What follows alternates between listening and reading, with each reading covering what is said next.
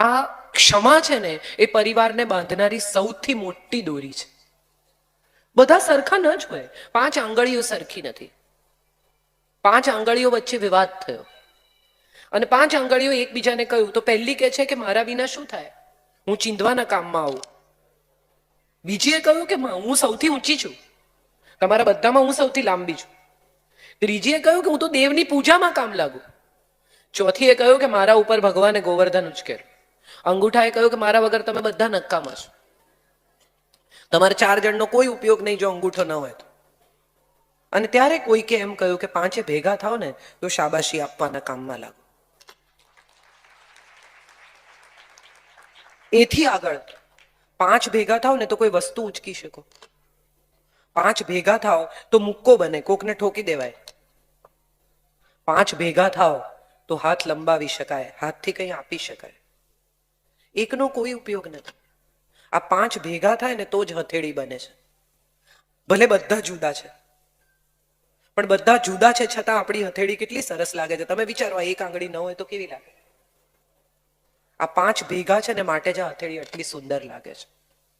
એવી રીતે પરિવારમાં પણ બધા ભેગા હોય ને તો જ એ પરિવાર પરિવાર કહેવાય છે. માફ કરતા શીખીએ સૌથી પહેલા, અને આપણા સંતાનોને પણ માફ કરતા શીખવીએ.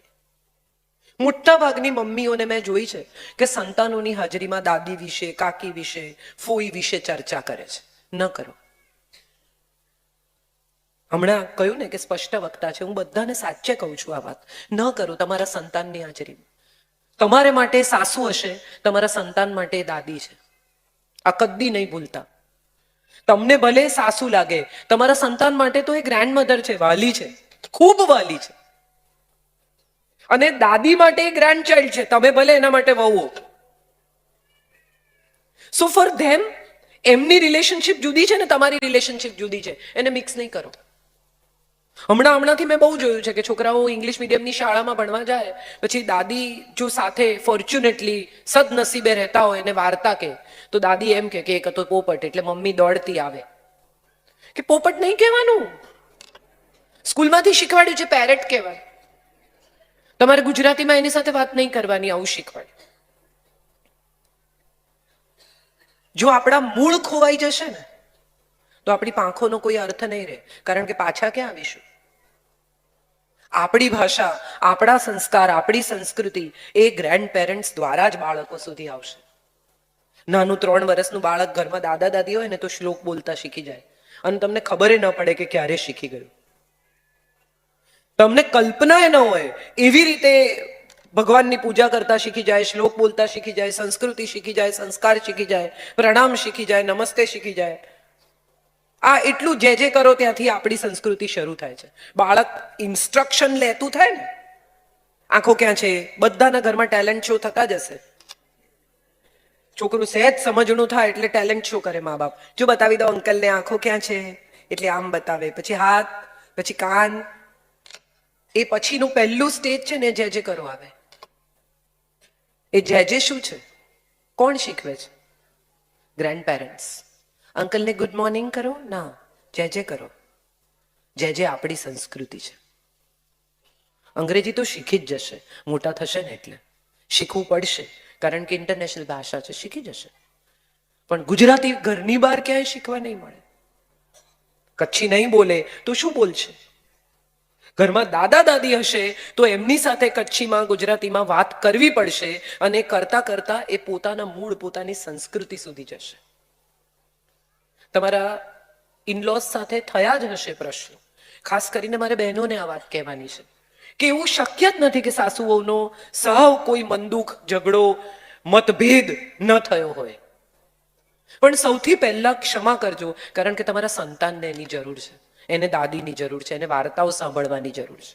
આ વાર્તાઓ રામાયણ, મહાભારતની કથાઓ છે જે આપણી સંસ્કૃતિનું, આપણા સંસ્કારનું, આપણા વ્યક્તિત્વનું ઘડતર કરે છે. આપણે ભૂલી ગયા. હવે આપણે સીધી સિન્ડ્રેલા, પિનોકિયો સંભળાવીએ છીએ.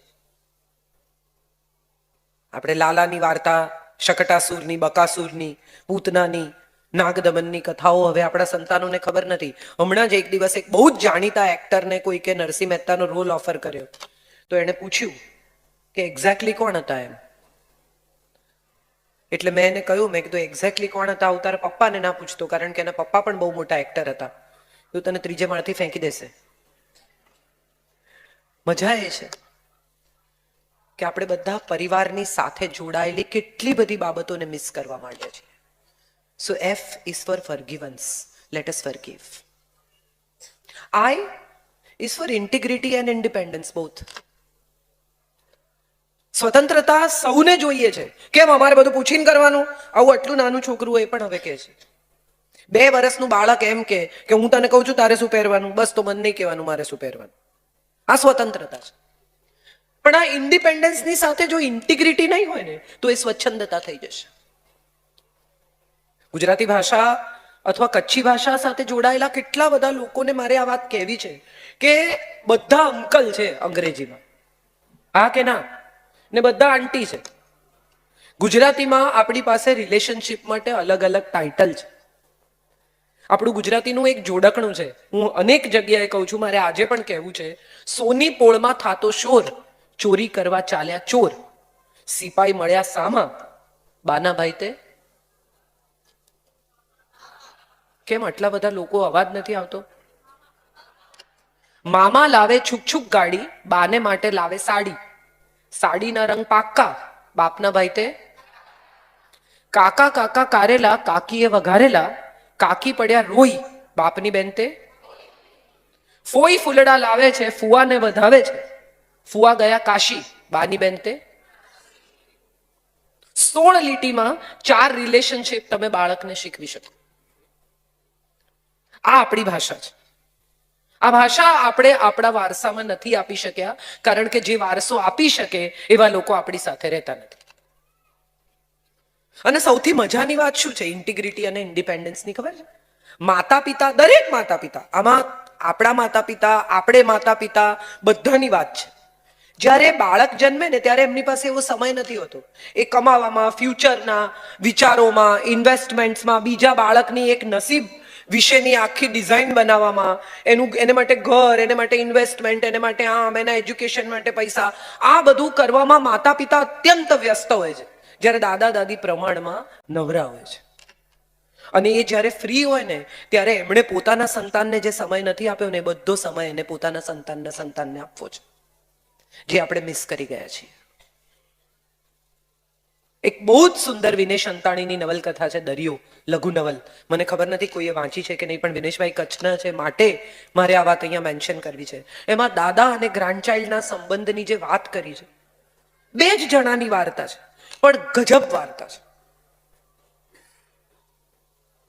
અમારા એ દાદા વિપુલ વડશા ભવ્ય વિભવી, વિશાળી છાયાએ અમ સકળ સંતાપ હરતા, હતું એ હૈયું તો.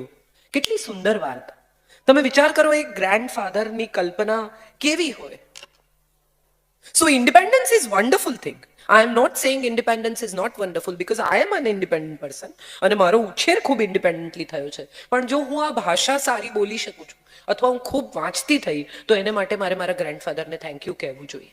હું આજે જે કંઈ છું એમાં મારા દાદાજીનો ખૂબ ખૂબ ફાળો છે. સો આપણે બધા આ વાત સમજવી જોઈએ કે એક પરિવારનું ઇન્ટિગ્રેશન પણ એટલું જ મહત્વનું છે જેટલી એક વ્યક્તિના ઇન્ડિપેન્ડન્સનું મહત્વ છે. એકલો સ્વતંત્ર માણસ શું કરશે? આપણે આ જે ઇન્ડિપેન્ડન્સ અને ઇન્ટિગ્રિટીનું પ્રમાણ છે ને એને ગૂંચવી કાઢ્યું છે. બધાને સ્વતંત્ર થઈ જવું છે, બધાને એમ છે કે મને મારી રીતે જીવવા દો. હા, તમે તમારી જ રીતે જીવો, પણ એક પાસે અનુભવ છે અને એક પાસે આંખો અને નવી ટેકનોલોજી છે. આ બંને જો ભેગા થઈ શકે તો કેટલું અદ્ભુત પરિણામ આવી શકે, જેનો વિચાર આપણે કરતા નથી. એક ઘરમાં બહુ મજા આવે. મેં હમણાં જ એક મા, મોમ, મમ્મી અને સાસુજી આવો એક લેખ લખ્યો હતો. સવારના દાદાજી એમ કે બ્રેકફાસ્ટમાં એમને શું ખાવું છે અને છોકરાઓને બ્રેડ ખાવી છે. પછી મારી ઉંમરની જે સ્ત્રીઓ છે બધી 50-55ની આજુબાજુ, એ બધાની ફરિયાદ બહુ ઇન્ટરેસ્ટિંગ છે. એ બધાનું કહેવું એવું છે કે અમે અમારી સાસુની બહુ સેવા કરી, હવે અમારે અમારી વહુની સેવા કરવાની. આઈ એમ શ્યોર આ બધા આમાંથી ઘણા લોકો મારી સાથે અગ્રી થશે, કારણ કે વહુઓ હવે કામ કરે છે, ભણેલી છોકરીઓ. અને હું ઘણી વાર કહું છું કે પપ્પાની પરી ને મમ્મીનો રાજા બેટો, આ 2 જણા પરણે.